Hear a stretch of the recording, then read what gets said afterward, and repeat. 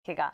चलिए आगे बढ़ते हैं और जान लेते हैं कि कल के कारोबारी सत्र में संस्थागत निवेशकों ने क्या किया, एफआईएस डीआईएस का एक्शन कैसा रहा, आपकी टीवी स्क्रीन पर आ जाएगा। बिकवाली एफआईएस की तरफ से अब भी जारी है। हालांकि हम आपको लगातार बता रहे हैं कि सेलिंग इंटेंसिटी कम जरूर होती हुई दिख रही है।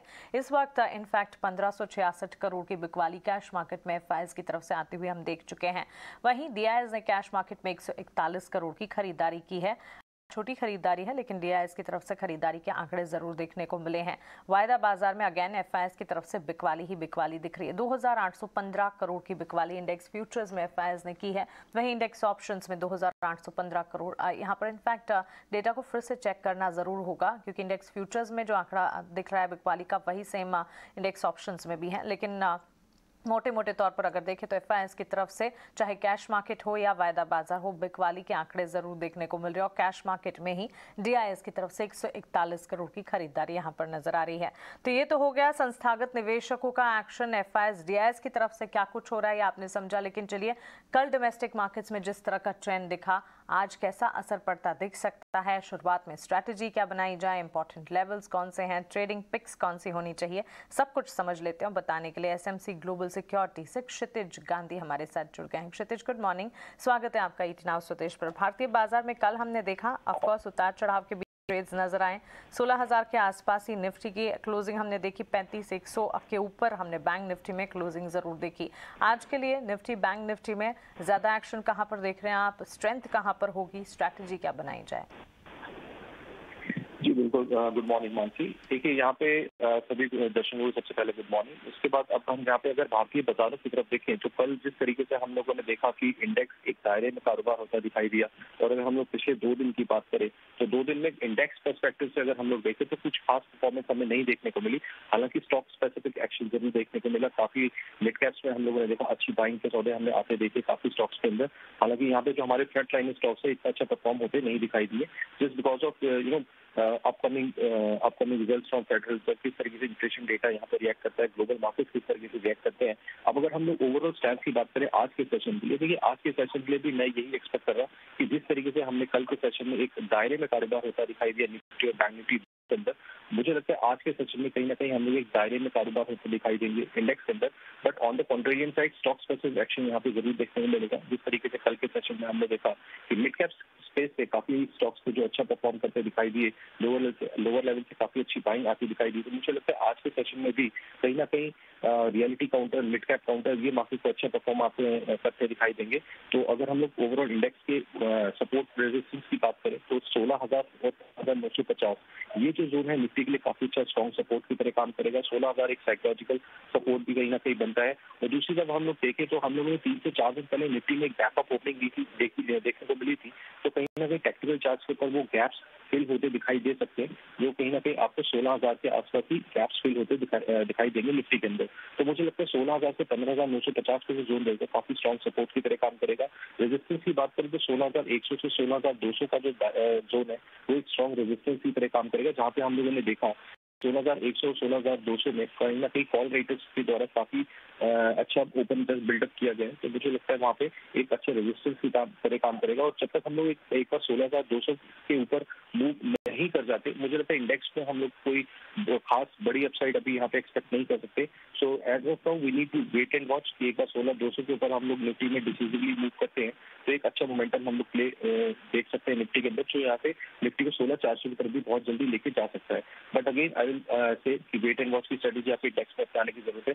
दूसरी तरफ अगर हम लोग बैंक निफ्टी की बात करें तो यहाँ पे आपने एक अच्छा पॉइंट नोटिस करवाया कि बैंक निफ्टी कहीं ना कहीं अपने 35,000 के लेवल्स को होल्ड ऑन करता दिखाई दिया। यहाँ पे हम लोगों ने देखा कि फुट राइटर्स के द्वारा काफी ज्यादा ओपन इंटरेस्ट बिल्डअप किया गया 35,000 की फुट स्ट्राइक पे। तो जो वो 35,000 से 34,850 के जो लेवल है काफी स्ट्रॉन्ग सपोर्ट की तरह काम करेंगे। वहीं अगर हम लोग रेजिस्टेंस की बात करें तो 200 दिन का मूविंग एवरेज लाई करता है बैंक निफ्टी का 35,400 के जोन में। तो 35,300 से 35,400 का जो जोन रहेगा एक स्ट्रॉन्ग हर्डल की तरह काम करेगा। बैंक निफ्टी में भी I am again expecting range bound movement, sideways movement रहेगी। स्टॉक स्पेसिफिक एक्शन की तरफ हमें आज हालांकि ज्यादा फोकस करना चाहिए रादर देन इंडेक्स। ये स्टॉक स्पेसिफिक ज्यादा फोकस जरूर रखें इंडेक्स के मुकाबले अगर देखा जाए तो फिर ऐसे में क्षितिज बताएं स्टॉक्स कौन से हैं जो आप सुझाने वाले हैं? जी, बिल्कुल। देखिए, जिस तरीके से मैंने चर्चा की मिड कैप स्पेस में हम लोगों ने काफ़ी अच्छी बाइंग आती दिखाई दी है पिछले 2 से 3 सेशंस में। रियलिटी काउंटर में अच्छा हम लोगों ने अपने मोमेंटम देखा है पिछले 2 से 3 सेशन में। तो मुझे लगता है आज भी हमें फोकस मिड कैप्स के ऊपर रखना चाहिए। तो जो पहला स्टॉक रहेगा, बाइंग साइड पे ही रहेगा मेरा फोकस। तो स्टॉक का नाम है बालाजी माइंस। स्टॉक ने कल क्लोजिंग दी है लगभग 3106, 3105 के जोन में। तो यहाँ पे अगर हम टेक्निकल पैरामीटर की बात करें तो काफी ज्यादा कंसोलिडेशन फेज के बाद स्टॉक में एक लोअर लेवल बाइंग देखने को मिली। कल ये सेशन में स्टॉक अपने 100 और 200 डेज एक्सपोनेंशियल मूविंग एवरेज जो डेली चार्ट्स के ऊपर लाई करते हैं उसके ऊपर मूव करता दिखाई दिया। एवरेज वॉल्यूम से ज्यादा आते दिखाई दी। तो मुझे कहीं ना कहीं एक लॉन्ग बिल्डअप की तरफ इशारा कर रहा है बाला माइंस के अंदर। तो मुझे लगता है यहाँ पे हम लोग बाइंग करके चल सकते हैं स्टॉक के अंदर। स्टॉप लॉस मेंटेन करने की जरूरत है 2990 के नीचे। जो टारगेट पोटेंशियल मुझे लगता है स्टॉक में 3250 तक का हम लोग टारगेट पोटेंशियल यहाँ पे बाला माइंस में देख सकते हैं। दूसरा जो स्टॉक रहेगा, देखिए वो भी मिड कैप स्पेस में से रहेगा। स्टॉक है डिक्सन टेक्नोलॉजीज का। यहाँ पे अगर हम लोग टेक्निकल पैरामीटर्स की बात करें तो again lower level buying, consolidation phase के बाद एक ब्रेकआउट देखने को मिला। अगर हम लोग ब्रॉडर स्ट्रक्चर की बात करें तो स्टॉक में एक inverted head and shoulder pattern जो कि बुलिश पैटर्न की तरफ ट्रेड किया जाता है उसके ऊपर ब्रेकआउट आता दिखाई दिया। वॉल्यूम से काफी ज्यादा इंक्रीज हमें देखने को मिला। पिछले 10 से 12 दिन के एवरेज वॉल्यूम से ज्यादा वॉल्यूम आते दिखाई दिए। तो मुझे लगता है एक मोमेंटम के डिक्सन टेक्नोलॉजीज के अंदर भी देखने को मिल सकता है। स्टॉक में क्लोजिंग भी है लगभग 3872 के आसपास। स्टॉप लॉस मेंटेन करने की जरूरत है 3750 के नीचे। अपसाइड पोटेंशियल मुझे लगता है 4080 तक स्टॉक बहुत ही जल्दी मूव कर सकता है। तो दो स्टॉक मेरे तरफ से बाइंग साइड करेंगे, डिक्सन टेक्नोलॉजीज और बालाजी माइंस। डिक्सन टेक्नोलॉजीज दोनों ही स्टॉक्स खरीदारी के मौके इनफैक्ट मिड कैप स्पेस में स्टॉक स्पेसिफिक मूव्स लगातार नजर आ रहे हैं। इंडेक्स के कंपैरिजन में स्टॉक स्पेसिफिक नजरिया ज्यादा अपनाएं, ये राय ओवरऑल क्षितिज की तरफ से आती हुई। क्षितिज, शुक्रिया आपका ये सारी स्ट्रैटेजी हमें बताने के लिए और स्टॉक स्पेसिफिक रिकमेंडेशन भी अपने हमें बताने के लिए। चलिए आगे बढ़ते हैं। हमारे साथ अब शरद जुड़ गए हैं। कल बाजार बंद होने के बाद कौन सी कंपनियों के नंबर्स आए, नंबर्स कैसे रहे और साथ ही खबरों वाले शेयर्स कौन से हैं, सब कुछ हमें बताएंगे। शरद, गुड मॉर्निंग। शुरुआत नतीजों के साथ करते हैं। एक तो HCL टेक्नोलॉजीज के नंबर्स और उसके अलावा भी कौन सी कंपनियों के नंबर्स कल हमने देखे, बताएं। Good morning Mansi. तो सबसे पहले जो HCL टेक के जो अहम बात है वो कह देता हूँ कि जो ओवरऑल देखा जाए तो मिक्स परफॉर्मेंस देखी गई है, मिले जुले नतीजे आए हैं। हालांकि मोर और लेस इन लाइन रहे हैं एक्सपेक्टेशंस के अगेंस्ट। कोई गाइडेंस में जो है कोई चेंजेस नहीं आई है जो FY23 के लिए कंपनी ने गाइडेंस दी थी। और ये गाइडेंस अगर हम बताएं तो 12 से 14% रेवेन्यू में कांस्टेंट करेंसी ग्रोथ का गाइडेंस था। दूसरा गाइडेंस था एबिट मार्जिन्स का, वो लगभग 18 से लेकर 20% का था। तो इसमें कोई बदलाव नहीं आया है। मार्जिन्स में हालांकि थोड़ी सी मिस हुई एक्सपेक्टेशंस की, 17% का मार्जिन्स आया, 17.5% का अनुमान था। डील विन जो था थोड़ी सी हायर साइड में रही है, लगभग $2 बिलियन का जो अनुमान था 1.5 से 2 बिलियन का था।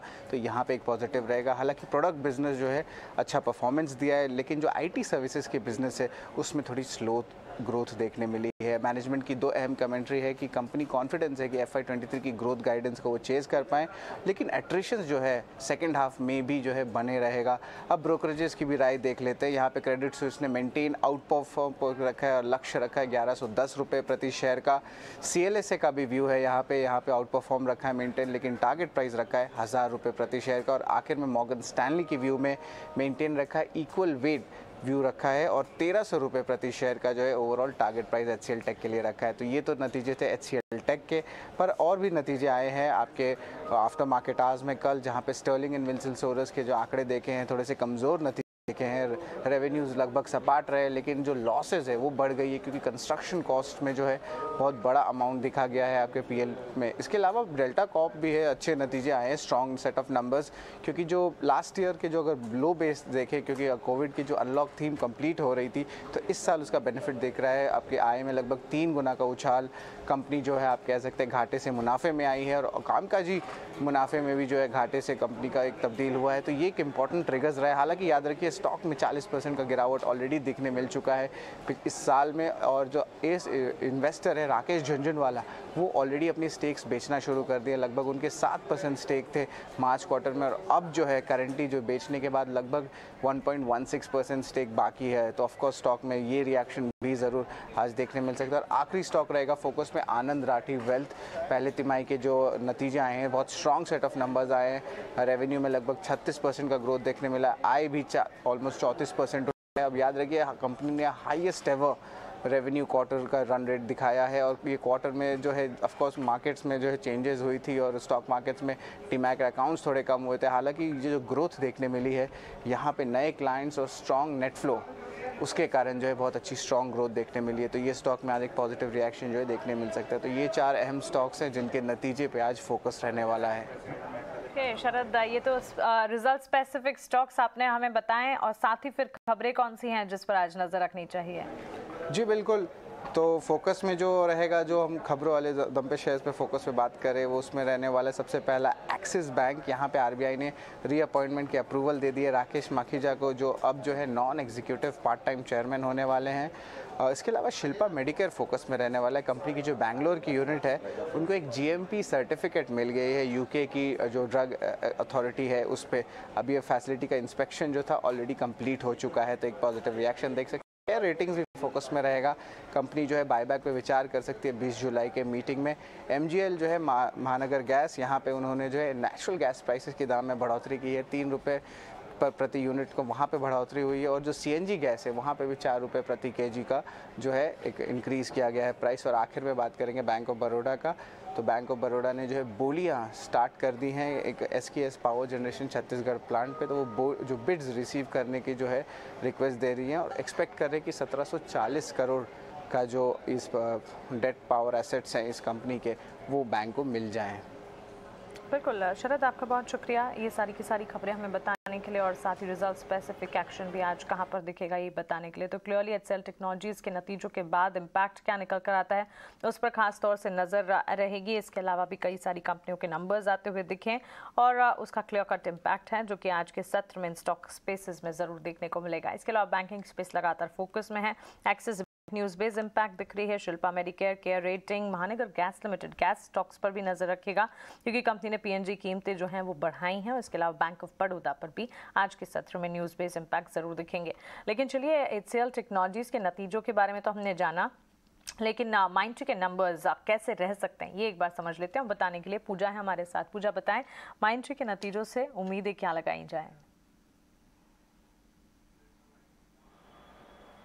मिले जुले रह सकते हैं मानसी माइंडट्री के नतीजे। यहाँ पर अगर शुरुआत रुपी रेवेन्यू से करें तो वहाँ पर 7% की ग्रोथ रहेगी। डॉलर आय में 4% की ग्रोथ हम अनुमान कर रहे हैं। जो एबिट मार्जिन है वो 18.7% के आसपास देखने को मिल सकते हैं, लेकिन यहाँ पर भी थोड़ा दबाव रहेगा, और मुनाफे में करीब 1.5% की ग्रोथ रहेगी। अब पॉजिटिव क्या होगा नंबर्स में, वैसे जून काफी सीजनली एक स्ट्रॉन्ग क्वार्टर होता है कंपनी के लिए, माइंडट्री के लिए, तो उसका एक फायदा यहाँ पर मिलेगा। क्रॉस करेंसी आय ग्रोथ भी हम उम्मीद करके चल रहे हैं कि पिछले 5 क्वार्टर से जो 5% की ग्रोथ दिख रही थी वो इस तिमाही भी देखने को मिल सकती है।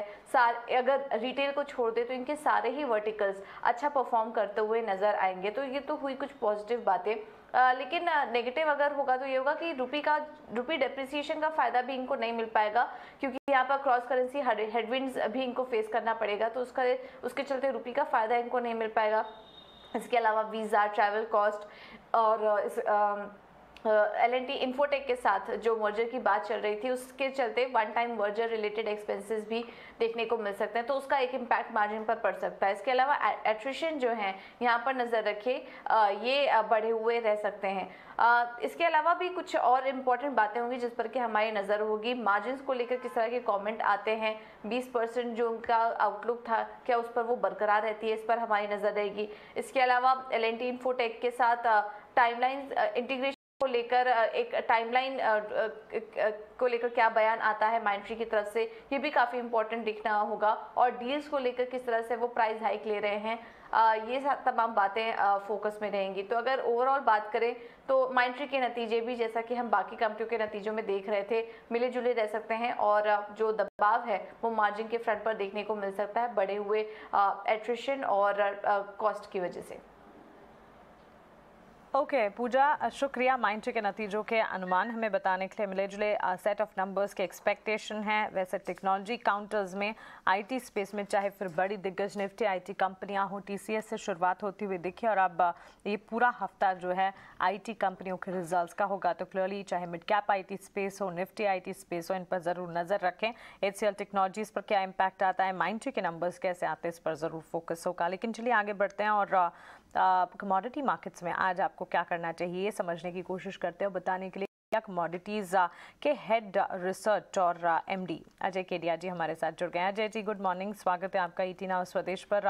शुरुआत वैसे कच्चे तेल की चाल के साथ ही करेंगे क्योंकि मंदी की आशंका, डॉलर में उछाल लगातार क्रूड को इम्पैक्ट करती हुई नजर आ रही है, चाहे फिर घरेलू बाजार हो या फिर विदेशी बाजार हो। ब्रेंट क्रूड में भी हमने भारी गिरावट देखी है, घरेलू बाजार में भी करीब 584 अंकों की बिकवाली क्रूड में देखने को मिल रही है। आपकी राय क्या होगी? वेरी गुड मॉर्निंग मानसी जी। डेफिनेटली जो कंसर्न बना हुआ है कच्चे तेल के लिए वो इम्पोर्टेंट 3 फैक्टर है। पहला है डॉलर इंडेक्स जिसम से तेज हो रहा है, ये कहीं ना कहीं कच्चे तेल पे दबाव देगा। साथ में रिसेशन और स्लो डाउन का जो कंसर्न है ये भी इम्पैक्ट कर रहा है। इनफैक्ट पिछले 2-3 दिनों में जो दबाव बढ़ा है वो चाइना को लेकर बढ़ा है, जिसम से चाइना में लॉकडाउन का कंसर्न या नए कोविड वेरिएंट का कंसर्न बना हुआ। उसी को देखते हुए कल हमने काफी भारी गिरावट आते हुए देखी है। ब्रेंट 100 के नीचे निकल चुका है, जो कहीं ना कहीं टेक्निकली 9750 का लेवल तोड़ता हुआ दिखाई दे रहा है, एंड मे बी अराउंड 93-94 तक का भी लेवल। उसी को देखते हुए एमसीएक्स पे रुपए में थोड़ी बहुत जो गिरावट चल रही है इसका इम्पैक्ट ज्यादा नहीं दिख पा रहा, बट फिर भी कंफर्टेबल सेलिंग प्रेशर रहेगा। जो 7800 के बाउंस पे बेच के चलिए, डाउन साइड मुझे लगता है 7450 तक का लेवल मिल सकता है। ओके अजय जी, साथ ही बुलियन मार्केट में गोल्ड सिल्वर की अगर बात करें, विदेशी बाजार में गोल्ड में कुछ हल्की हल्की बाइंग नजर आ रही है, लेकिन सिल्वर में कमजोरी है। घरेलू बाजार में भी सोने चांदी की चाल पर आपकी स्ट्रैटेजी क्या होगी? गोल्ड और सिल्वर में भी अगर हम देखें तो डॉलर इंडेक्स में जो तेजी बनी हुई है ये कहीं ना कहीं प्राइजेस पे इम्पैक्ट डालती जा रही है। टाइमिंग हमें लगता है कि प्राइजेस में दिन के सेशन में दबाव रहेंगे, बट इवनिंग सेशन में जो इन्फ्लेशन के आंकड़े आने हैं ये काफी इंपॉर्टेंट रहेंगे। तो मॉर्निंग सेशन में थोड़ा दबाव रहेगा, क्योंकि जब तक डोमेस्टिक मार्केट में 50, 900, 51,000 के ऊपर नहीं निकलता है तो दबाव कंटिन्यू रहेगा। तो आज के लिए मॉर्निंग सेशन में दबाव है जो 50,400, 50,300 तक का लेवल दिखा देगा सोने में। वहीं चांदी में भी हम देखते हैं इनबाउंड ट्रेड है, 56,000 के नीचे जरूर जाता हुआ नहीं दिखाई दे रहा है, और 57,000 का level as of now sustain नहीं कर रहा। तो मॉर्निंग सेशन दबाव में रह सकता है, बट शाम को यूएस से जो इन्फ्लेशन के नंबर आने हैं ये थोड़ी क्लैरिटी और आते हुए दिखाई देगा, बट सपोर्ट मिल सकता है इवनिंग सेशन में। ओके अजय जी, जाते जाते बेस मेटल्स की चाल को आप कैसे देख रहे हैं और कौन से पर्टिकुलर मेटल पर आज के लिए आप स्ट्रैटेजी बनाएंगे वो भी बताइए। देखिए, बेस मेटल में हमने काफी बड़ा इरोजन पिछले 2-3 दिनों से कंटिन्यू देख रहे हैं। जब से चाइना में कंसर्न्स दिखाई दिया है, कंटिन्यू प्रेशर बना हुआ है, जिसको देखते हुए कॉपर में गिरावट कंटिन्यू रह सकती है। 622 तक के लेवल हम देख रहे हैं। बट एक नई चीज हमने 2-3 दिनों में आते हुए देखा, चाइना ने कुछ नए ऑर्डर्स पास किए, स्टिमुलस दिए एक तरह का, जिसके अंदर चाइना ने करीबन 4,60,000 किलोमीटर का नया नेशनल हाईवे 2035 तक की कंप्लीशन की बात की है, जिसके चलते इंफ्रास्ट्रक्चर को जो बूस्ट करने की कोशिश कर रही है, ये कहीं ना कहीं पूरे बेस मेटल को सपोर्ट कर सकता है। बट टाइमिंग 640 के ऊपर कॉपर नहीं निकलता है, 620 से 625 तक का जो रेंज है वो एक नए सपोर्ट के रूप में निकलता हुआ आएगा। बिल्कुल अजय जी, शुक्रिया आपका ये सारी की सारी स्ट्रैटेजीज हमें बताने के लिए। तो बेस मेटल्स में अगर देखें उतार चढ़ाव लगातार दिख भी रहे हैं, अजय जी की राय भी है। कॉपर में आप 625, 622 के टारगेट्स देख सकते हैं। सेल कॉल्स इनिशिएट करने की राय, स्टॉप लॉस 636 का आपको यहाँ पर लगाकर चलना होगा। चलिए आगे बढ़ते हैं और अब